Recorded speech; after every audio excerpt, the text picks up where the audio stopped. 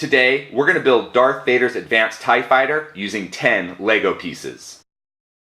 These are all the pieces you are going to need. In the description of this video, I left the piece names, count, and design IDs. Like our other TIE fighters, we're going to start with our handy dandy Travis brick. But what we're going to do different here is we're going to grab one of these 3L bars. And this is one step shorter than the lightsaber length that you're probably all used to. And we're going to put that bar into the hole of one of the studs and push it all the way through the other stud so that they're about even. And once they're about even, we're going to get 4 of these 1x1 round plates with hole in the stud and put it so that that hole in the stud is facing the Travis brick. So the bigger end is going to be facing out and the smaller stud is facing in. We're going to do that 2 times on both sides.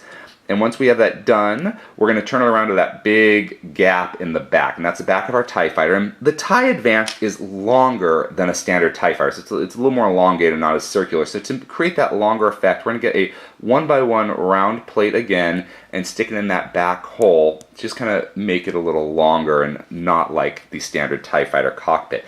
In the front, to create the cockpit, we're going to, the windshield, we're going to get one of these round translucent black tile pieces and just stick it right there on the front stud. So here we've got kind of the body of our TIE fighter. But to create those wings, those curved wings that made the TIE Advance more maneuverable than a standard TIE fighter, we're going to grab one of these 45 4x2 inverted double slopes. And you've got those 4 studs in the center there. And now what we're going to do is we've got that longer end from the round plate sticking out. We're going to put it into the middle of those 4 studs like this and get it positioned in the right way. And then do that to the other side. And when we have those in place, we've got the advanced TIE fighter. If you enjoyed this video, please subscribe, and you can click on the image to watch another video. Until next time, let's keep building together.